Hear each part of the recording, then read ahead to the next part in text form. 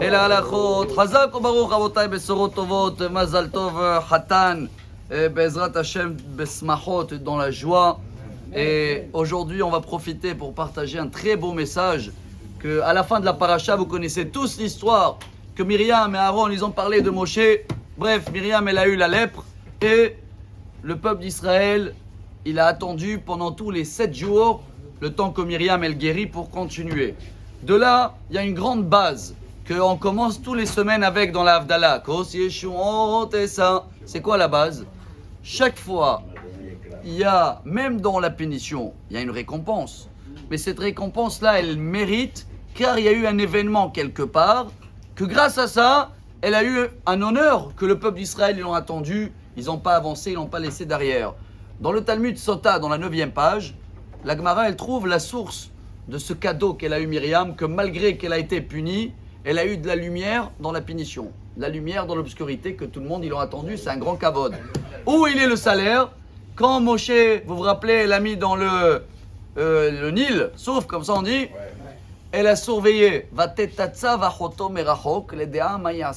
Elle a attendu là-bas pendant 1 heure, elle s'est cachée pour voir ce qui va se passer avec son frère. Donc Dieu, il a donné pour 1 heure, pour 60 minutes, 10 080 minutes, c'est calculé pour une semaine, 7 jours multiplié par 24 multiplié par 60 minutes, 10 000 minutes qu'on l'a attendu. Mais je vous demande, quelle mitzvah elle a fait?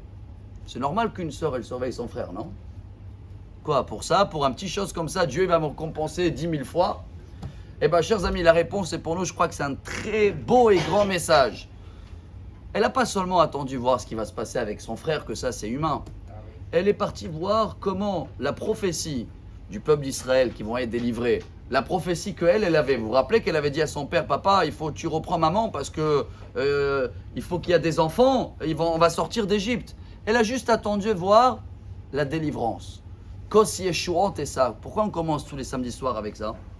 Kos Yeshuot, le verre de vin en général il n'est pas blanc, Bon, il y en a qui font sur le blanc mais c'est mieux rouge.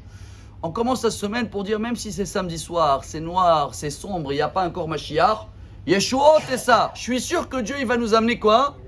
La délivrance. Vous savez que c'est une des questions après 120 ans. Si Pitali Yeshua, tu as entendu la délivrance?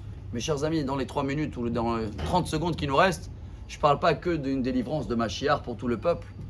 La nouveauté pour aujourd'hui, c'est que chacun, il doit aussi avoir une vision. C'est quoi Tzipita? Espoir pour une délivrance personnelle. Nous aussi, on a besoin des délivrances personnelles. Un dans le travail, un dans la santé, un pour le shalom bayit, un pour des enfants. Quand tu fais quelque chose, comme Myriam, des petits gestes, et tu attends, tu patientes et tu as l'espoir d'avoir une délivrance, rappelez-vous, une délivrance générale, c'est celle-là de Mashiach, celle-là on l'attend tout le temps, et Bezrat Hashem va venir très vite, j'espère aujourd'hui. Mais n'oubliez pas aussi d'avoir espoir, d'avoir des délivrances personnelles. Et comme ça, Bezrat Hashem, chacun qui doit se marier, chacun qui doit avoir des enfants, s'il se rappelle de ce message de Myriam, et même dans les moments noirs, il voit la lumière, Kos Yeshuot et ça, Ufshem Hashem Ekra, quelle est la suite? Ana Hashem Oshiana, il envoie Oshiana, Tzliachana, bonne journée, Mazal Tov, Amar Rabbi Elazar.